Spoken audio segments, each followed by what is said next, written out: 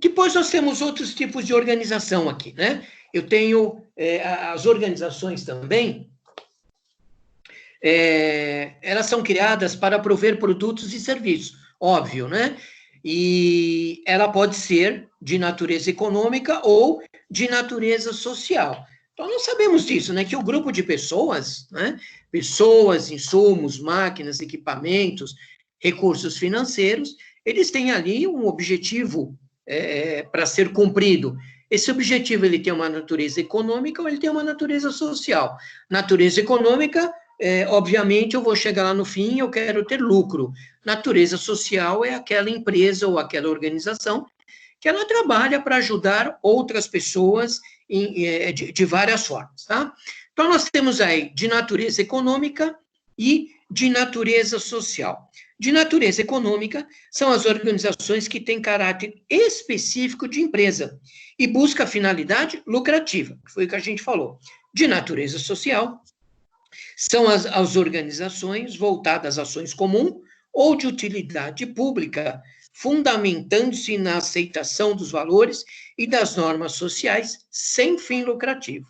Então, natureza econômica tem fim lucrativo, natureza social não tem fim lucrativo, ok? Bom, as organizações sociais.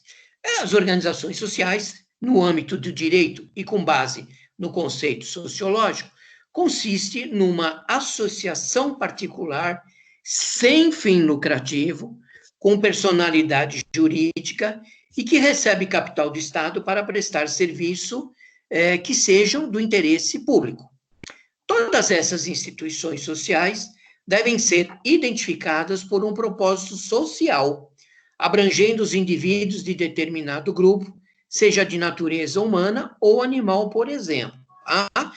Então, são aquelas instituições que vão receber dinheiro para fazer alguma coisa, para trabalhar com pessoas carentes, com pessoas necessitadas, ou mesmo aí para defender os animais, enfim. Depois nós temos aí as organizações civis.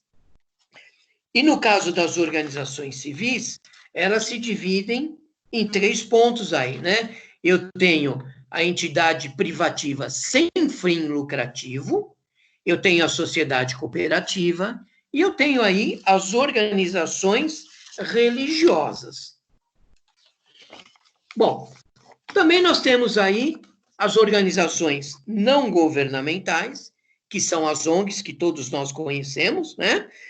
As organizações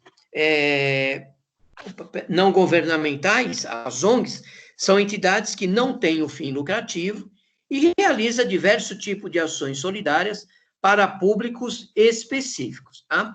Elas podem atuar na área de saúde, educação, assistência social, economia, ambiente, entre outras, né?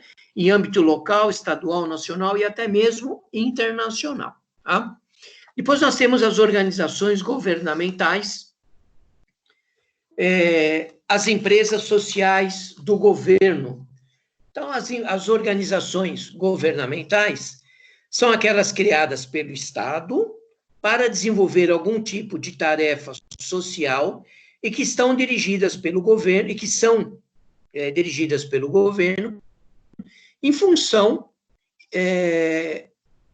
divididas pelo governo e financiadas através de fundos públicos. Depois nós temos as organizações públicas.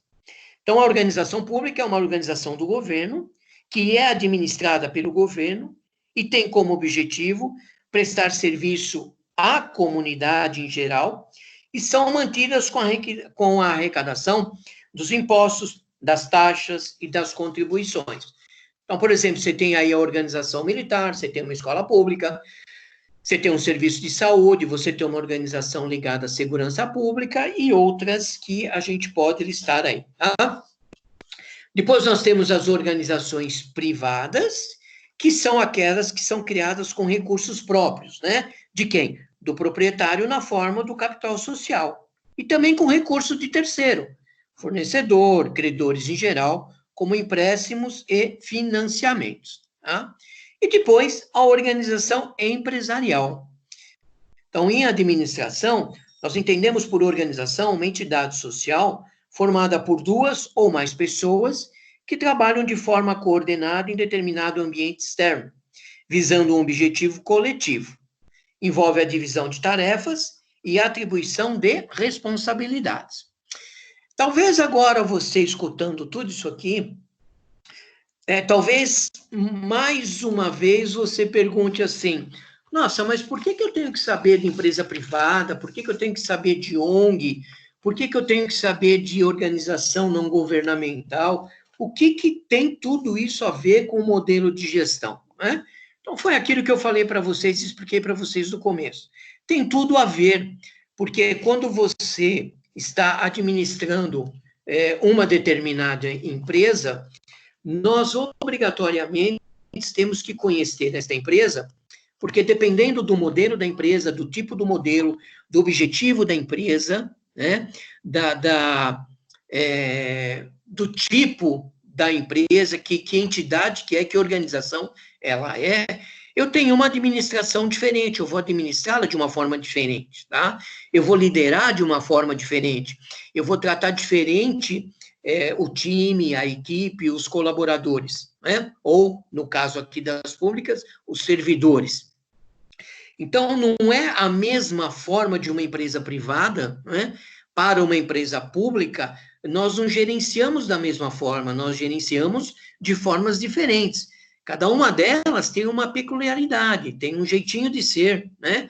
O jeito que, por exemplo, eu gerencio, eu vou falar de gerenciamento, né? Porque a gente fala de administração, recursos humanos, contabilidade, então vamos usar esse termo. Mas o jeito de gerenciar uma organização pública... Oi? O jeito de gerenciar uma organização pública, ele é totalmente diferente de uma organização privada, né? A forma como eu gerencio uma organização privada é totalmente diferente de eu estar na frente de uma ONG, por exemplo, tá? Então, cada uma dessas empresas, desses tipos de empresa, eu tenho um modelo de gestão diferente. Então, nós estamos falando das empresas, dos tipos das empresas, né, da sua tipologia, justamente para que a gente possa entender que, caso eu, amanhã, resolva prestar um concurso e entrar numa empresa estadual, numa empresa governamental, ou amanhã eu resolvo abrir uma ONG, né, eu vou administrá-la de uma forma diferente, eu vou gerenciá-la de uma forma diferente, tá? E aí a gente entra para falar de modelagem do trabalho. A modelagem do trabalho significa o modo como o trabalho operacional deverá ser atribuído às pessoas e realizado em cada unidade organizacional, independente de ser departamento ou divisão, né? Então, modelagem de trabalho, o modo como o trabalho é feito. Em muitas empresas ainda predomina o tradicional conceito de cargo, como base da modelagem do trabalho das pessoas. Né? Hoje em dia a gente nem fala mais cargo, né? A gente fala competência, habilidade, enfim. Tá? Na verdade, o cargo representa uma decorrência do velho modelo burocrático, rígido, hierarquizado e baseado na divisão do trabalho organizacional. O conceito de cargo ele está sendo substituído por outros conceitos mais modernos. Olha lá, gestão de competência ou por equipe. Então, a modelagem do cargo aí, resumindo o que está escrito, é a forma como você vai dirigir ali, né? Qual o significado do seu trabalho, como ele vai ser atribuído às pessoas. Então, cada trabalho que você entrega para uma pessoa, ou cada trabalho que uma pessoa desenvolve dentro de uma organização, nós chamamos aí de cargo, para a gente lembrar, né? A forma que a gente está acostumado. Hoje em dia, nós falamos que nós trabalhamos por competência. Então, a minha competência é emitir nota fiscal, a minha competência é tirar pedido de venda, a minha competência é efetuar ordens de pagamento, enfim. Né? Então, é um nome novo para o cargo, né? A gente só fala o cargo aí para que a gente possa relembrar o que é. Tá? Bom, o desenho de cargo e tarefa, ele tem como precursor Adam Smith e depois Taylor, né? Aliás, foi de lá que saiu aí o Cargos e Tarefas, e a gente lembra bem de Taylor aí com a fábrica, né? Cargo é a composição de todas as atividades desempenhadas por uma determinada pessoa, que pode ser visualizada como um todo unificado e ocupa uma posição formal no organograma. Tá? Então, o cargo é a composição de todas as atividades. Os deveres e responsabilidades de um cargo são atribuídos ao ocupante que desempenha o cargo e proporciona os meios pelos quais cada pessoa pode contribuir para o alcance dos objetivos da organização. Tá? Então, por exemplo, você tem lá, você desenvolve algum tipo de função, né? Você faz algum tipo de trabalho, então é o seu dever e a sua responsabilidade desenvolver aquilo para que você possa alcançar um determinado objetivo. Tá? Ocupante é a pessoa designada para ocupar o cargo. Então, nós somos os ocupantes, né? E os cargos são o que nos foi dado como responsabilidade. Tá? Então, novamente, por que eu estou falando de desenho de cargos e tarefas? Porque você, como um gestor, tá? Você, para poder gerenciar as pessoas, né? Eu não posso só gerenciar com olhos em produção. Ah, está produzindo, está fazendo, emitiu nota, emitiu isso, emitiu aquilo. Não. Eu preciso também entender o cargo, eu preciso entender a tarefa que as pessoas desempenham, né? Porque quando eu faço aquela observação visual, né, eu preciso, e claro, ali, quando eu faço essa visualização, eu tenho ali um feeling, né? Eu tenho um faro, eu tenho aquele cheirinho que a gente sabe do que está acontecendo. Então, eu sei se aquela pessoa está ou não desenvolvendo o trabalho que deveria estar desenvolvendo. Ok? Então, é importante eu conhecer o cargo, eu conhecer a responsabilidade das pessoas, aquilo que está sendo feito. Qual a responsabilidade de cada um? Porque se eu não souber a responsabilidade de cada um, como é que eu vou efetuar a cobrança? Né? Infelizmente, as pessoas necessitam serem cobradas. Tá? Claro, hoje em dia a gente trabalha com uma flexibilidade maior, com uma liberalidade maior, né? Nós entregamos as tarefas às pessoas, as responsabilidades às pessoas, pedimos prazo para essas pessoas e não cobramos mais, esperamos o prazo findar e recebemos aquilo que pedimos para que fosse feito dentro daquele prazo. Tá? Então, é diferente de como era antigamente, que ficava se cobrando a todo instante, a toda hora, se você já tinha feito o trabalho, se não tinha, se já tinha feito sua tarefa, se não tinha, ficavam em cima da gente, toda hora olhando, cobrando, verificando, examinando, era aquele terror, né? Hoje não, hoje existe uma flexibilidade maior, se trabalha com mais responsabilidade, se confia mais nas pessoas e tudo mais. Mas isso não significa que eu não esteja ali controlando por fora, olhando, examinando, para ver se tudo aquilo realmente vai ser feito a tempo, né? Se realmente aquele prazo que foi pedido ou o prazo que foi dado pela pessoa que está desenvolvendo aquela tarefa, se ele vai ter condição de cumprir aquela tarefa. Tá?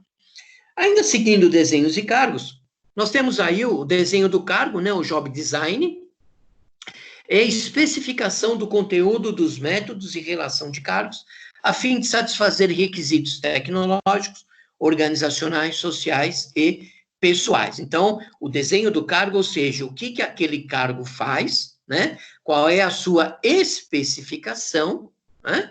É o que vai dizer o que será feito, qual é o desenvolvimento, cujo resultado ele vai satisfazer os requisitos tecnológicos, organizacionais, sociais e pessoais, né? Ou seja, você vai desenvolver alguma coisa e o teu resultado chegou num determinado ponto que todo mundo ficou satisfeito com aquilo, né? Ou seja, você complementou aquela tarefa que você deveria fazer, tá? Os cargos e as tarefas, bem como as unidades e os departamentos, constituem os meios pelos quais a empresa utiliza os recursos para alcançar os seus objetivos por meio de determinadas estratégias, tá? Então, eu tenho o cargo, eu tenho a tarefa, eu tenho a unidade, eu tenho o departamento. Então, tudo isso junto, toda essa equipe, afinal, nós falamos em organização, então, isso é uma organização. Então, essa organização constitui os meios pelo qual o meu objetivo também vai ser alcançado. E para que esse objetivo seja alcançado, eu tenho ali determinadas estratégias, né? Então, se eu tenho ali algumas pessoas trabalhando com seus cargos, com as suas tarefas, eu tenho ali alguns meios, né? Claro que vai se usar de uma série de estratégias ali, né? Para que a gente possa atingir o nosso objetivo, tá? Todas as vezes que você atinge um objetivo é porque você usou uma determinada estratégia também, tá? O processo de desenhar um cargo, ele pode ser dividido em 3 partes. O primeiro deles é a especificação do conteúdo de cada tarefa a ser executada. Então, o conteúdo de cada tarefa a ser executada, ou seja, qual é essa tarefa? Como é que você executa uma determinada tarefa? Tá? Como é que você faz tudo isso? Qual é o seu começo, o seu meio e o seu fim para executar essa tarefa? Depois você tem a especificação do método para executar essa tarefa. Então, qual é o método que você utiliza para executar a tarefa? Veja que método aqui, no caso, tá? É diferente lá de cima do conteúdo de cada tarefa a ser executada, tá? Precisa entender isso. Primeiro eu tenho a tarefa, né? Por exemplo, emissão de nota fiscal é a tarefa. Qual é o método que você vai utilizar para emitir a nota fiscal, né? Então, de que forma você vai fazer? Né? Qual é o critério que você vai utilizar, né? Ontem eu recebi um e-mail de uma colega de vocês que justamente estava com dificuldade em entender exatamente essa palavra, método, né? Só que ela não estava entendendo metodologia, e aqui nós estamos usando método. É a mesma coisa, tem a mesma relação. Então, quando nós falamos de método ou metodologia, significa as fases que você vai utilizar para executar uma tarefa, tá bem? Então, essa fase, ela vai ter o começo, ela vai ter o meio, ela vai ter o fim. Então, por exemplo, no primeiro ponto nós falamos, o conteúdo da tarefa a ser executada. Qual é o conteúdo? Emissão de nota fiscal. Embaixo, especificação do método para executar cada tarefa. Então, especificação do método para emitir a nota fiscal.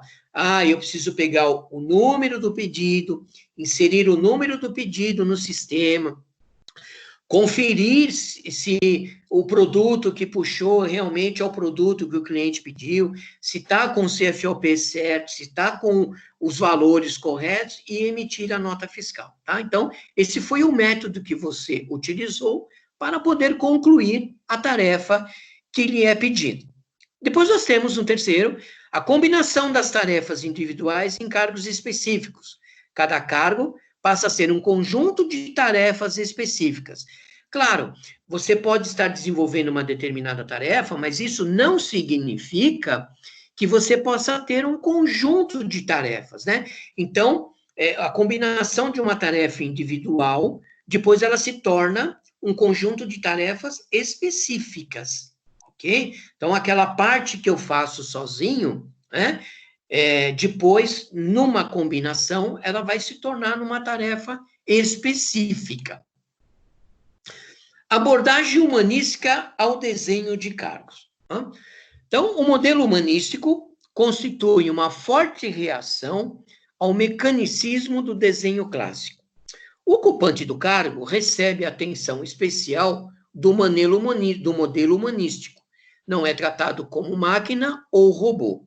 O superior, ele é encorajado a desenvolver entre os seus subordinados um espírito de equipe capaz de proporcionar um grupo de trabalho coeso por intermédio de uma atmosfera amigável e cooperativa, e também minimizar fricções e conflitos entre os subordinados que possam prejudicar o desempenho departamental. Traduzindo tudo isso aqui, eu, como um líder, como um gerente, como um diretor, como um responsável por um setor, eu preciso tratar as pessoas pelo lado humano, não tratá-las como um número, como uma máquina ou como um robô, né? Eu preciso também ter um pouco de ética, um pouco de moral, um pouco de complacência, tá? Não é só na base do chicote, nós precisamos também saber que estamos lidando com pessoas humanas. E quando eu lido com pessoa humana, eu preciso entender que ali existe uma determinada emoção, né? E eu preciso motivar essas pessoas. E quando eu tenho conflitos, quando eu tenho alguma coisa que possa atrapalhar o desenvolvimento, atrapalhar a realização do objetivo, eu vou ter que intervir ali e resolver esse conflito, tá? Porque qualquer coisa que sai fora da engrenagem, né, prejudica o desempenho de todo o departamento.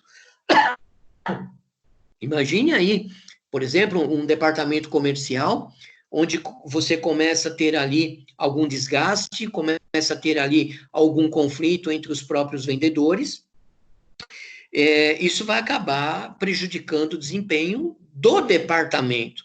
A coisa não é individual, tá? A coisa é de equipe, a coisa é de time, a coisa é de todas as pessoas envolvidas, tá? Então, eu preciso ter esse modelo humanístico, né? Eu preciso entender que aquelas pessoas são pessoas humanas, são pessoas passíveis de erros, né? São pessoas que acertam, são pessoas que erram, mas são pessoas que você pensa que pode conversar, né? É isso que é importante também, né? Quando nós errarmos, nós primeiro assumirmos o erro, né? E depois entender por que nós erramos. E aí sim a gente vai justificar ou vai tentar explicar o porquê do erro. Cabe à pessoa que lidera tudo isso sentar, entender, conversar, escutar e, claro, dar o feedback. Isso também não pode deixar de acontecer. Tá? Depois nós temos aí a abordagem contingencial ao desenho de cargos, tá? Então, essa abordagem, ela parte da premissa de que o desenho de cargos deve ter um informe sistêmico. Informe sistêmico é o enfoque de um sistema. Como é que funciona essa abordagem? Como é que funciona o cargo? Quais são as fases do cargo? O enfoque sistêmico enfatiza a relação entre as partes do sistema e como essa relação afeta o desempenho ao todo. Tá? Um cargo ele pode ser estudado como um sistema que é composto da seguinte forma. Primeiro, você tem as entradas. Primeiro você tem as entradas ou você tem os insumos, né? Então, essas entradas, elas constituem o suprimento de informação, os recursos materiais e os insumos que possibilitam a operação do sistema. Então, você tem esta parte aqui dos insumos. Então, você tem as entradas, olha lá, recursos materiais, energia, informação, desejos e necessidades dos clientes, tá? Depois eu tenho ali as operações, né? Então, tá aqui as operações, eu tenho o ambiente, tá? Eu tenho a organização, onde são processadas todas as operações, tá? Então, eu recebi informação, os inputs, né? As entradas ou os insumos, eles são vários, de várias formas. Aqui é o processo. Aqui é a operação, né? Então, nessas operações, são os processos de transformação executados pelo ocupante do cargo. Depois, óbvio, você tem aí os outputs, a saída ou os resultados, que pode ser um produto ou pode ser um serviço. Então, corresponde ao quê? Corresponde ao resultado do trabalho do ocupante. Lembra que o ocupante é a pessoa que ocupa o cargo, tá? E que depois ele desempenha a tarefa, desempenha o serviço, ok? Então, e por último, eu tenho aqui a retroação, ou seja, o feedback, que refere-se à monitoração do resultado e à sua comparação com os padrões de desempenho esperados pelo sistema. Ou seja, se alguma coisa saiu aqui no resultado e porventura não tenha saído da forma correta, o que vai acontecer? A retroação, ele vai retornar de novo, né? Ele vai retornar novamente para a entrada, para que seja reprocessado. Então, eu vou pegar esses insumos, eu vou dar entrada novamente para o ocupante, para que ele refaça esta tarefa e que depois esse resultado saia a contento, tá? Então, o que eu não posso esquecer aí é que, nesse caso aqui, se mantém uma intensa interação com o seu meio ambiente, tá? E tanto ele é afetado, como ele afeta, tá? Com muitas ou várias entradas e saídas. Então, a gente não pode esquecer disso, né? Todos os insumos que eu tenho de entrada, em que eu executo uma tarefa e eu tenho uma saída, é óbvio que tudo que acontecer aqui, eu tanto sou afetado pelas entradas, pelos insumos, pelos inputs, como também aquilo que eu faço na saída aqui no output, eu posso também afetar alguma coisa, tá? Então, o cargo como sistema aberto, ele funciona basicamente desta forma aqui, ok? Alguém quer fazer algum comentário? Tem alguma pergunta? Não.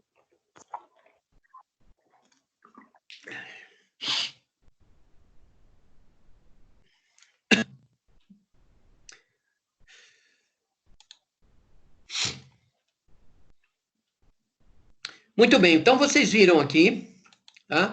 Todo esse material, tem bastante material postado lá hoje, tá? Referente a tudo isso. E ainda bem que eu postei todo o material, né? Porque nós tivemos uma interrupção, né? Que já era esperado, tá? Mas todo o material está postado lá, bem explicadinho para vocês, ok?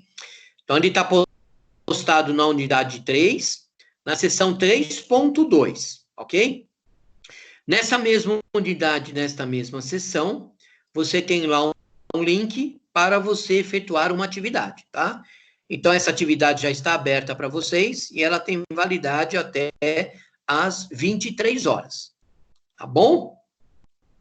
É só você entrar lá na sua área, no seu AVA, clicar no link, ele vai te abrir a atividade, que você já está acostumado, é a mesma atividade como se fosse a prova, você responde e envia. Não há necessidade de você me enviar e-mail e perguntar se eu recebi a atividade, tá? Quando você terminar a atividade e enviar a atividade, ele te dá um postzinho lá, atividade enviada com sucesso. Pode ficar tranquilo que eu recebi a atividade, ok? Ok. Alguma pergunta, alguma dúvida?